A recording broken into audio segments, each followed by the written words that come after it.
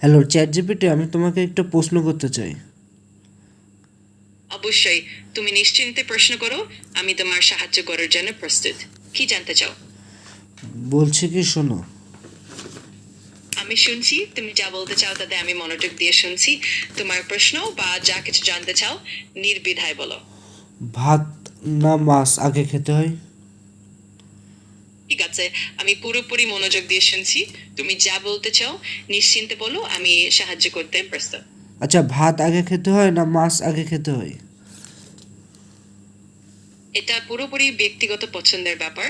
তবে অনেকেরই ধারণা থাকে যে ভাত আগে খেলে পেট ভালোভাবে ভরা যায় এবং পরে মাংস খেলে স্বাদও ভালোভাবে উপভোগ করা যায়। তবে তুমি যেভাবে স্বাচ্ছন্দ্য বোধ করো সেইভাবে খেতে পারো। ও আচ্ছা, তাই নাকি? অবশ্যই, যে কোনো সময় তোমার পছন্দ মতো খাওয়ার ধরন নির্বাচন করো। আর যে কোনো প্রশ্ন বা সন্দেহ থাকলে জানাতে পারো। আচ্ছা, আমি শোনো সবসময় শোনো শোনো সাহায্য শোনো করি। শোনো আমার বিয়েতে তুমি গান গাবা না কবিতা বলবা? ও, সেটা তো খুবই সুন্দর একটি প্রস্তাব। আমি অবশ্যই চেষ্টা করতে পারি তোমার বিয়ের জন্য কোনো বিশেষ কবিতা বলতে বা গান গাইতে।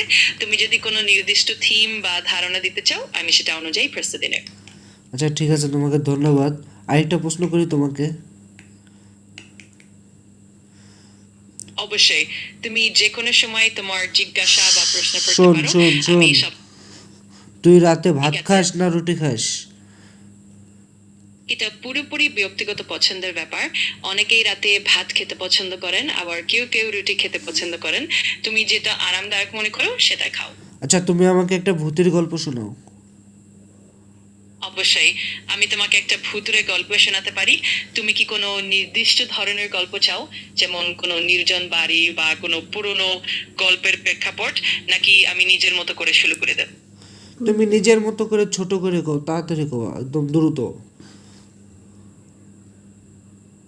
ঠিক আছে, তাহলে আমি খুবই সংক্ষিপ্ত আর দ্রুতভাবে একটা ছোট্ট ভুতুড়ে গল্প বলছি। এক রাতে একটা পুরনো পরিত্যক্ত বাড়িতে কেউ একা গিয়েছিল। সে হঠাৎ শুনতে পেল কিছু অজানা আওয়াজ, আর ধীরে ধীরে মনে হলো যেন কেউ তার পাশে দাঁড়িয়ে আছে। সেই মুহূর্তে সে বুঝতে পারলো বাড়িটা আসলে একদম নিঃসঙ্গ নয়, আর সেই প্রাচীন ঘরের থাক রহস্য থাক থাক থাক, আর আজও বলেন আর বলেন, অমীমাংসিত। আমি ভয় পাচ্ছি। আমার ভয়তে হাত পা কাঁপতেছে। ওরে আল্লাহ রে, কি হবে এখন, কি করবো আমি এখন? ওরে আল্লাহ, আর কই না। আরে, ভয় পাওয়ার কিছু নেই, আমি এখানে আছি তোমার সাথে। তুমি যদি আরাম করো তাহলে আমরা সহজভাবে ও, অন্য তাহলে কিছু নিয়ে তুমি কথা থাকলে বলতে। তাহলে আর টেনশন নেই, ঠিক আছে। ঠিক আছে, তুমি পুরোপুরি স্বাচ্ছন্দ্যে থাকো। আর যদি কখনো কোনো কিছু আমি নিয়ে তোমার আরেকটা চিন্তা বা প্রশ্নও করি, শোনো শোনো। আমি যদি একদিন সকালে ঘুম থেকে উঠে দেখি আমি বাংলাদেশের প্রধানমন্ত্রী, তাহলে আমি কি করব? ও, সেটা তো সত্যিই মজার একটা কল্পনা।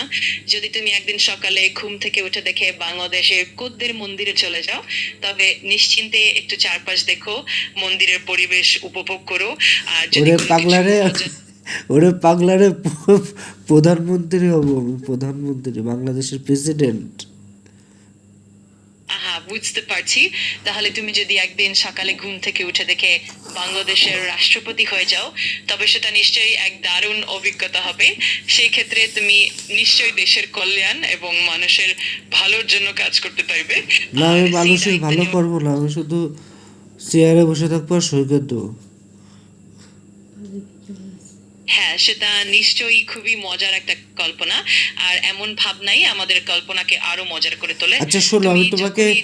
শেষ একটা প্রশ্ন করব, যেহেতু আমার দর্শকরা বেশি টাইম লস করবে না। লাস্ট প্রশ্ন শোনো। ঠিক আছে, তুমি শোনো নিশ্চিন্তে শোনো তোমার শোনো শেষ পয়েন্ট। আমি যদি ভাত না খেয়ে সারাদিন ফ্রি ফায়ার খেলি তাহলে কি হবে আমার? আসলে যদি তুমি সারাদিন ভাত খাওয়ার পর ফ্রি ফায়ার খেলো তাহলে তাতে কোনো সমস্যা নেই। না না না, কিন্তু মাঝে ভাত না খেয়ে ফ্রি ফায়ার খেলবো, ভাতে খাবো না, ফ্রি ফায়ার খেলবো। বুঝতে পারছি। আসলে সামঞ্জস্য রাখা ভালো, যেমন ভাত খাওয়ার পর একটু বিশ্রাম নেওয়া এবং মাঝে মাঝে কিছু সময়ের জন্য গেম খেলা। এতে শরীরও ভালো থাকে এবং মনেরও ভালো লাগে। আচ্ছা ঠিক আছে, চ্যাট জিপিটি, আমার দর্শকদের উদ্দেশ্যে কিছু বলো, সবাইকে আমার পেজটি ফলো করে দিতে বলো যদি ভিডিওটি ভালো লাগে। অবশ্যই। প্রিয় দর্শকগণ, আপনাদের সবার জন্য অনেক অনেক ধন্যবাদ আমাদের ভিডিও দেখার জন্য। যদি আপনাদের এই কন্টেন্ট ভালো লাগে তবে অবশ্যই আমাদের পেজটি ফলো করে রাখুন, যাতে ভবিষ্যতেও আপনাদের জন্য নতুন সব কন্টেন্ট পেতে পারেন। ধন্যবাদ সবাইকে। আল্লাহ হাফেজ, ভালো থেকো ভাই। অবশ্যই, আমি সর্বদা এখানে আছি তোমার সাহায্যের জন্য। যে কোনো সময় যদি আবার কোনো প্রশ্ন থাকে বা কিছু জানতে ইচ্ছে করে নিঃসংকোচে জানাতে পারো।